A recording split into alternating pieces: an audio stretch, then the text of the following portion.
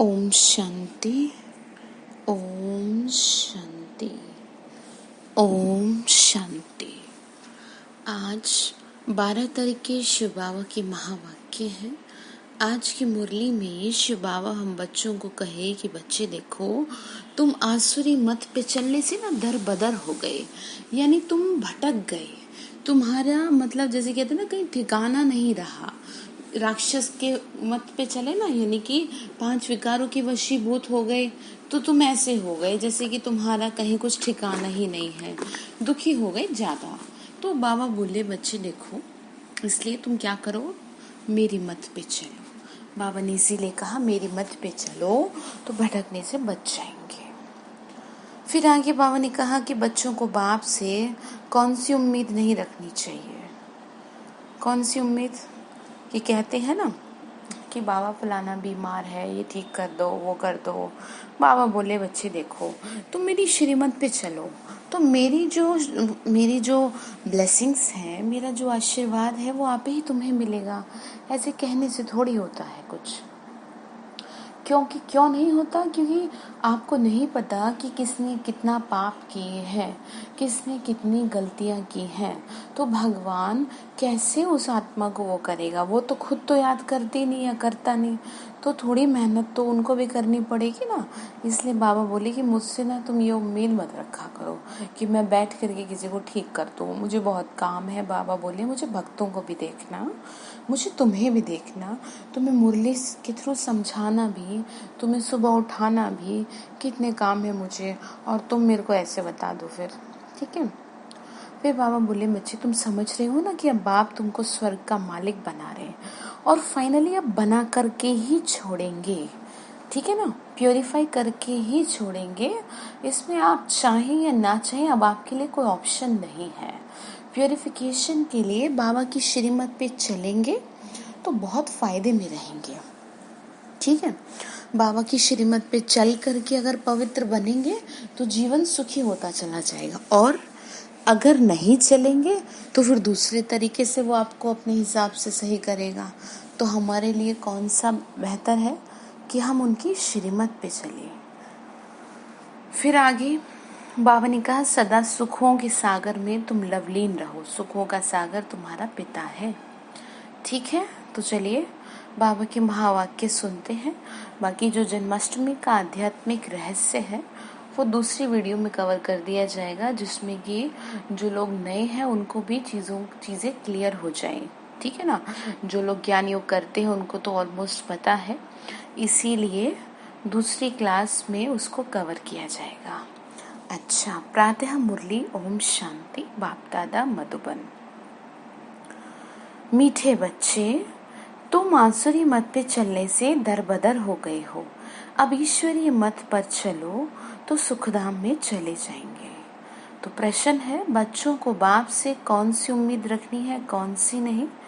Answer है, बाप से यही उम्मीद रखनी है कि हम बाप द्वारा पवित्र बन अपनी राजधानी में जाएं। क्या उम्मीद रखेंगे? कि बाप से पवित्र बन अपनी राजधानी में जाएं। अब कौन सी उम्मीद नहीं रखो? ये उम्मीद नहीं रखो। बाबा ने कहा बच्चे मेरे में ये उम्मीद नहीं रखो कि फलाना बीमार है, आशीर्वाद मिले। यहाँ कृपा व आशीर्वाद की बात नहीं है।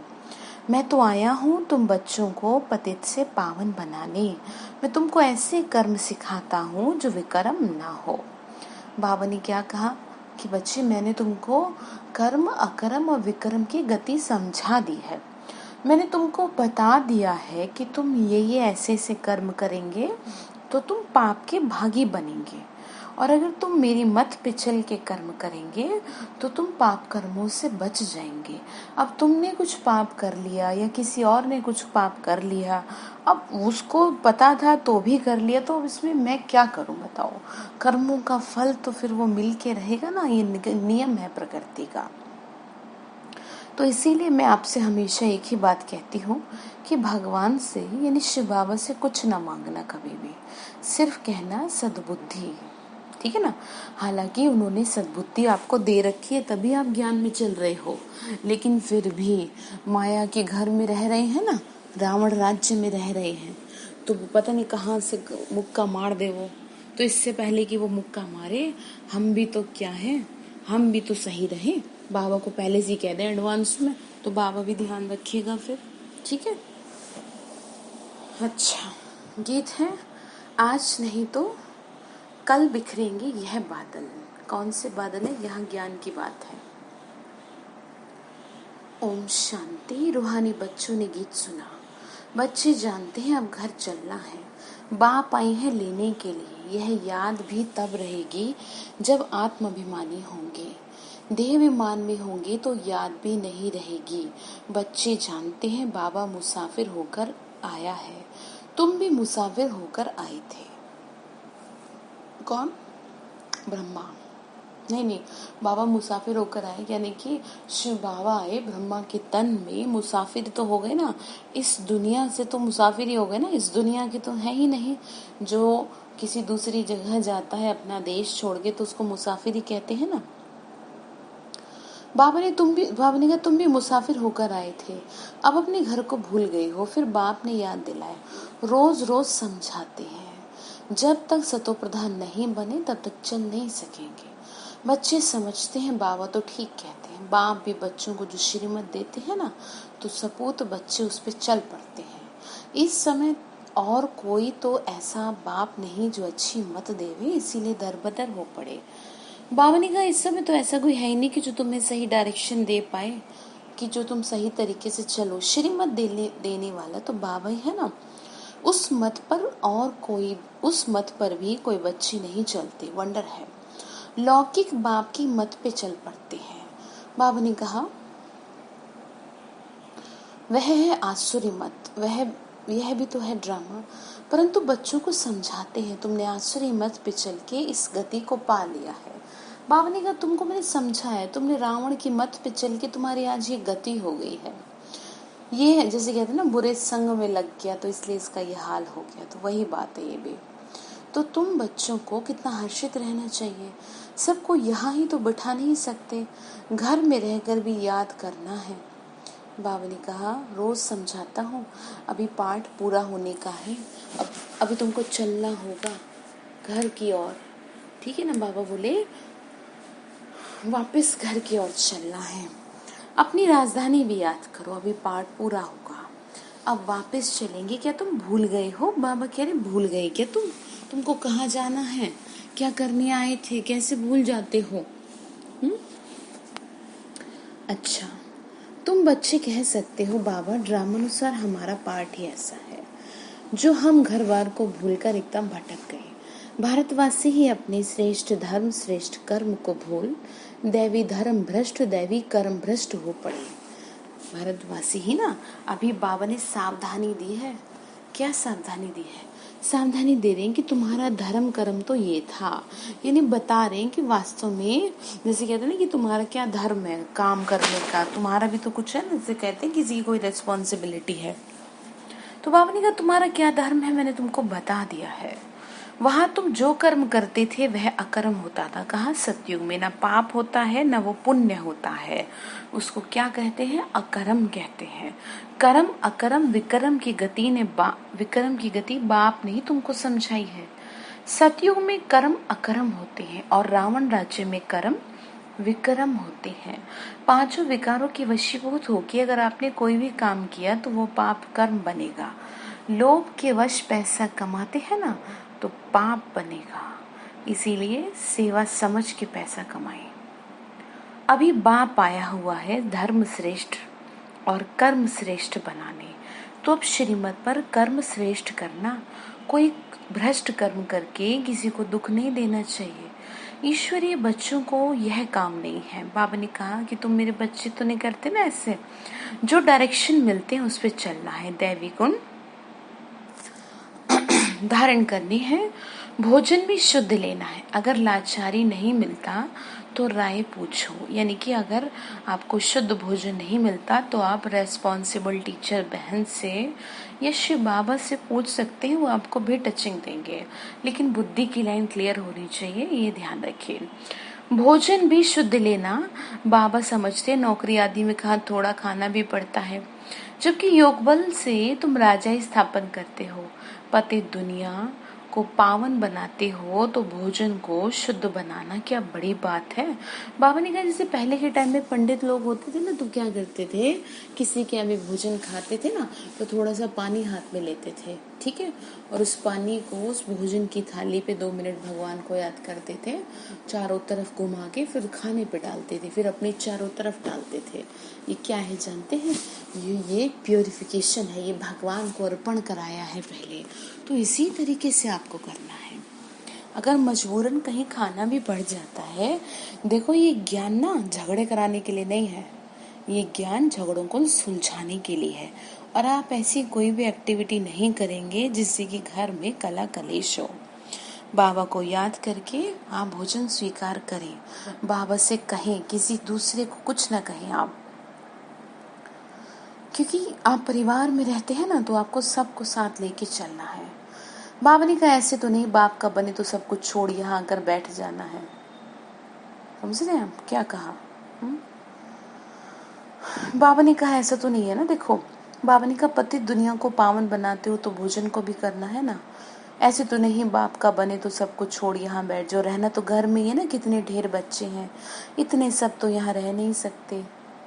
रहना सबको अपने गृहस्थ व्यवहार में है, यह समझना है मैं आत्मा हूँ, बाबा आया है ले जाने, घर ले जाने, फिर राजधानी में आ जाएंगे। ये तो पराया रावण का छीछी घाट है।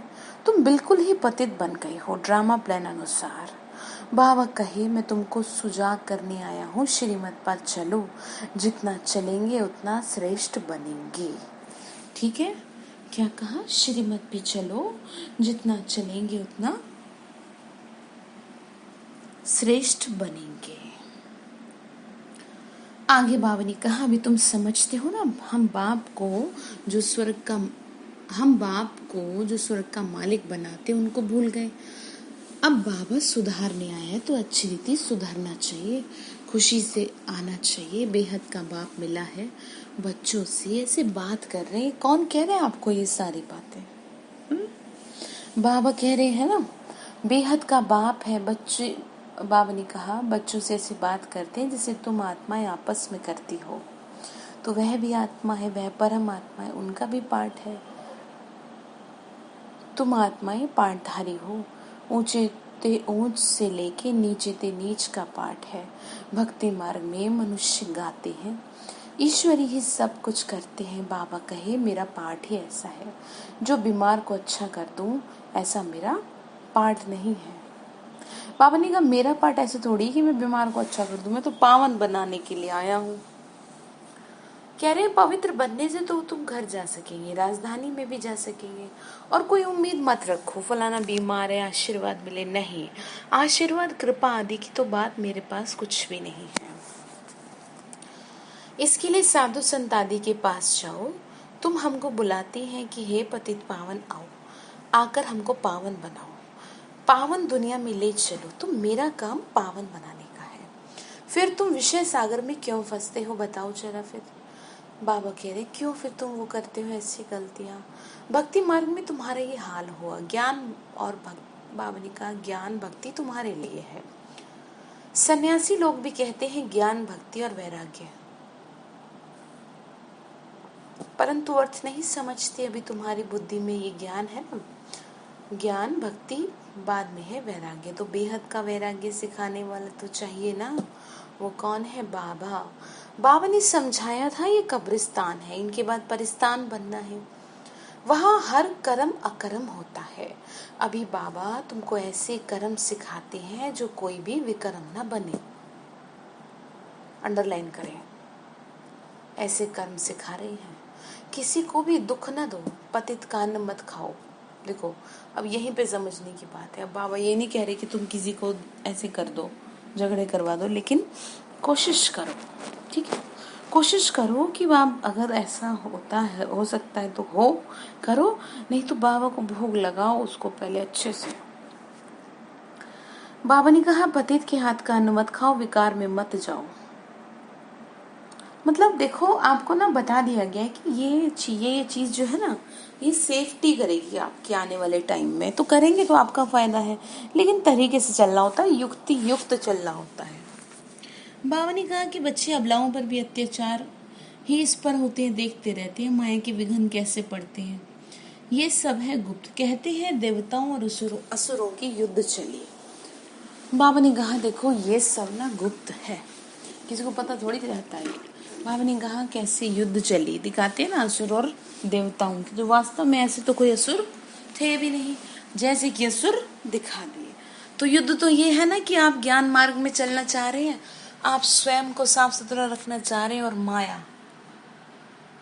माया आपको परेशान कर रही है। फिर वो माया किसी के भी रूप में आएगी, ठीक है ना।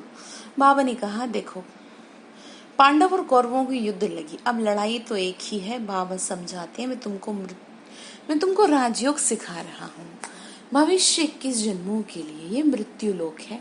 मनुष्य सत्यनारायण की कथा सुनते आए हैं, फायदा कुछ भी नहीं है। पता नहीं है ना, अर्थ से नहीं सुनते, बस ऐसी कन रस है।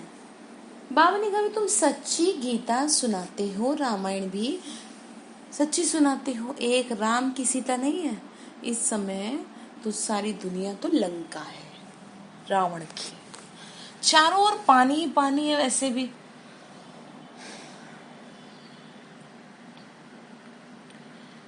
ये है बेहद की लंका जिसमें रावण का राज्य है। एक बाबा है ब्राइड ग्रूम, बाकी सब है ब्राइड्स। तुमको अब रावण राज्य से बाप छुड़ाते हैं। ये है शोक वाटिका, सतयुग को कहा जाता है अशोक वाटिका। वहां कोई शोक नहीं होता, इस समय तो शोक ही शोक है, दुख ही दुख है। अशोक एक भी नहीं रहता, समझ रहे हैं, मतलब सुख नहीं रहता। नाम तो रख देते हैं अशोक का होटल। बाबा कहते हैं इस समय सारी दुनिया इस समय बेहद की होटल ही समझो, शौक की होटल। बाबा ने क्या कहा, शोक की होटल है इस समय, दुख की होटल। खान पान मनुष्यों का जानवरों मिसल है। तुमको देखो बाप कहाँ ले जाते हैं, सच्ची सच्ची अशोक वाटिका में। कहाँ ले जा रहे बाबा, सच्ची सच्ची अशोक वाटिका में ले जा रहे हैं। कौन सी है अशोक वाटिका, जानते हैं ना, सतयुग। हाथ और बेहद का कंट्रास्ट बाबा ही बताते हैं। तो तुम बच्चों को खुशी रहनी चाहिए। जानते हो ना बाबा हमको पढ़ा रहे हैं, हमारा भी फिर वही धंधा है, सबको रास्ता बताना, अंधों की लाठी बनना। चित्र भी तुम्हारे पास है, जैसे स्कूल में चित्रों पे समझाते हैं ना ये फलाना देश है, तो तुम फिर समझाते हो हम आत्मा है, शरीर नहीं है। आत्माएं भाई भाई है। कितनी सहज बात सुनाते हो, कहते भी हैं हम सब भाई भाई हैं। बाबा कहे तुम सब आत्मिक रूप से भाई भाई हो। गॉड फादर कहते हो ना, तो कभी आपस में लड़ना झगड़ना नहीं चाहिए।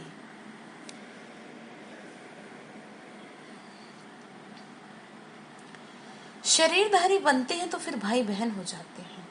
हम शिव बाबा के बच्चे सब भाई भाई हैं। प्रजापिता ब्रह्मा के बच्चे भाई बहन हैं। हमको वर्षा दादे से लेना है, इसीलिए दादे को ही याद करते हैं, शिव बाबा, ठीक है ना। इस बच्चे ब्रह्मा को भी हमने अपना बनाया है, अथवा इनमें भी प्रवेश किया। इन सब बातों को भी तुम ही समझते हो। बाबा कहते हैं बच्चे अब नया दैवी प्रवृत्ति मार्ग स्थापन हो रहा है, तुम सभी बीके शिव बाबा की मत पे चलो। ब्रह्मा भी उनकी मत पे चलते हैं। बाबा कहते हैं अपने को आत्मा समझ मुझे याद करो तो सर्व संबंधों को हल्का करते जाएंगे।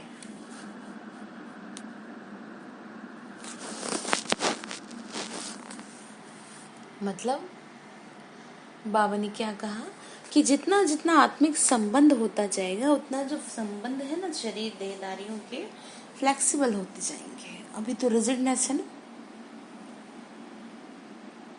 बाबा ने कहा 8 घंटे याद करनी है, बाकी 16 घंटे में आराम व धंधा आदि करना है, जो करना है सो करो। मैं बाप का बच्चा हूँ ये नहीं भूलो। ऐसे भी नहीं यहाँ आकर हॉस्टल में रहना है, नहीं, गृहस्थ व्यवहार में भल बच्चों के साथ रहना। बाबा पास आते ही हैं रिफ्रेश होने, यानी सेंटर भी आते हैं, मधुबन भी जाना होता है, लेकिन रहना आपको परिवार में ही है। मथुरा वृंदावन में भी तो जाते हैं ना मधुबन का दीदार करने, छोटा मॉडल रूप में बना रखा है। अब तो ये बेहद की बात समझने की है। बाबा ने कहा मॉडल रूप में बनाया हुआ है ना मथुरा वृंदावन में। शिव बाबा ब्रह्मा द्वारा नई सृष्टि रच रहे हैं। हम प्रजापिता ब्रह्मा की संतान बीके हैं। विकार की बात न हो सके सन्यासियों के शिष्य बनते हैं। अगर वह सन्यासी कपड़ा पहन लेवे तो नाम बदली हो जाए। यहाँ भी तुम बाबा के बन गए तो नाम रखे ना बाबा ने। फिर कितने भट्टी में रहे थे। भट्टी यानी जब श्री में संस्था की शुरुआत हुई थी तो कई सालों तक एक ही कमरे में रह करके तपस्या करी थी। कई सालों तक दीदी दादियों ने, जब वो बहुत छोटी थी, जैसे कि बुद्ध ने करे, जैसे कि बहुत बड़े ऋषि मुनियों ने करे, ठीक है ना, इसी तरीके से जो सबसे ज्यादा कठिन तपस्या करी वो दीदी दादियों ने करी। शिव बाबा ने ब्रह्मा के तन का आधार लेके उनसे तपस्या करवाई। जब इस संस्था की शुरुआत हुई, नींव रखी गई ना, तो विदेशों में भी सेवा होनी थी। इस वजह से बाबा ने तैयार किया उनको।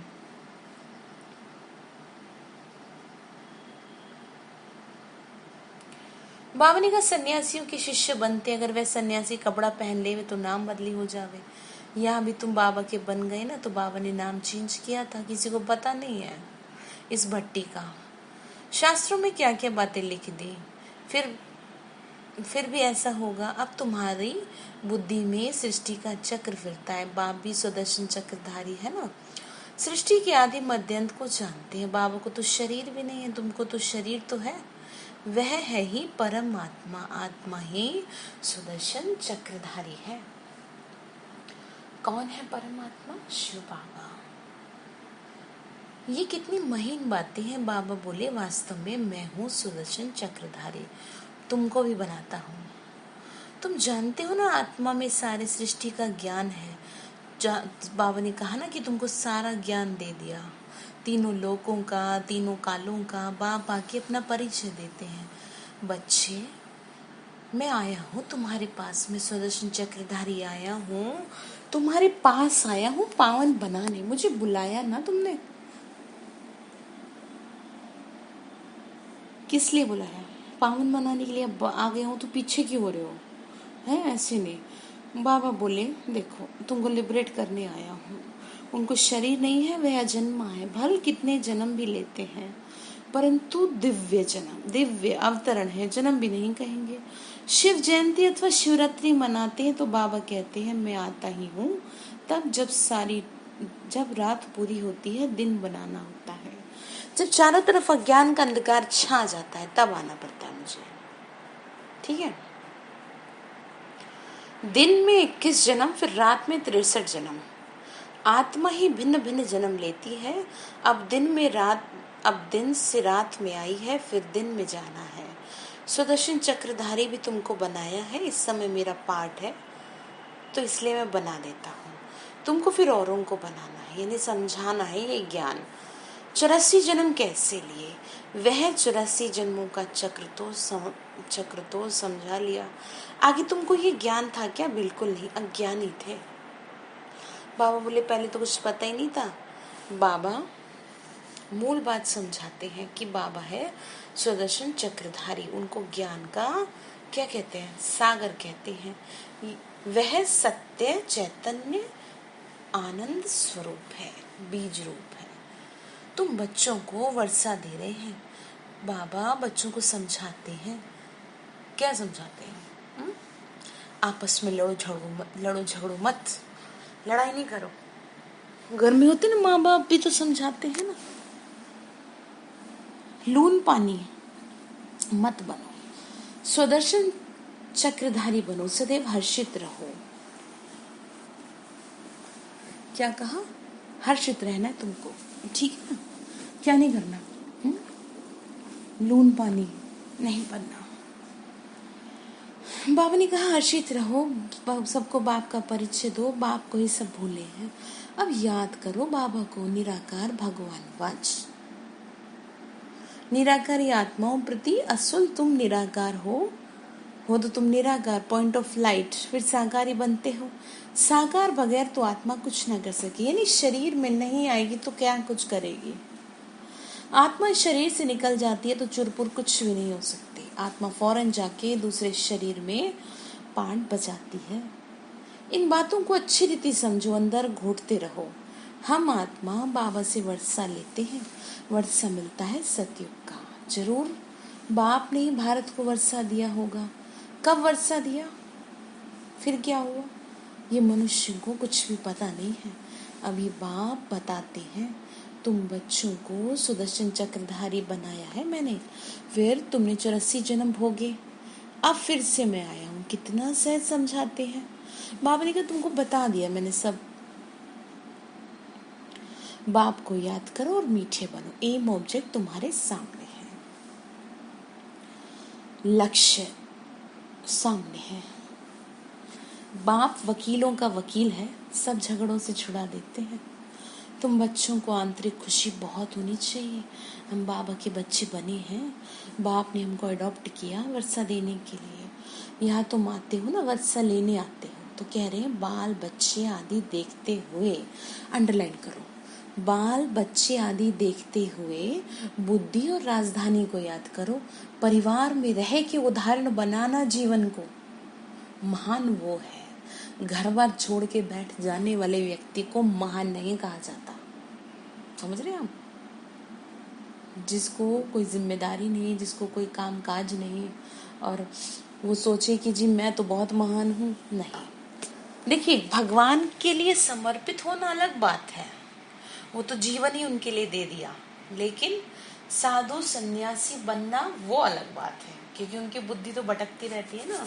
फिर भी आधे से ज्यादा लोग तो घर में आ जाते हैं वापस, पीछे पीछे पत्नी की बद्दुआ और बच्चों की बद्दुआ होती है, तो वो अलग चीज है।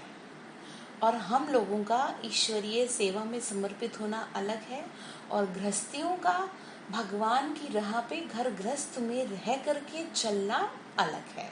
सबसे ज्यादा बाबा इसीलिए गृहस्थियों को कहता है कि तुम महान बन के दिखाओ घर में रह के, ठीक है ना, कि जो दुनिया याद करे तुम्हें। बाबा बोले अब तो तुमको ध्यान रखना, तुमको मालिक बना रहे हैं तो तुम भूल जाते हो, है। पहले पहले आत्मा जरूर समझो, ये ज्ञान बाबा ही दे रहे हैं, क्योंकि संगम पर तुमको पावन बनना है। अच्छा, मीठे मीठे रूहानी ब्रह्मा मुख वंशावली ब्राह्मण, ब्राह्मण कुलभूषण, ये देवताओं से भी उच्च कुल है। तुम भारत की बहुत उच्च सेवा करते हो, अभी फिर तुम पूज्य बन जाएंगे।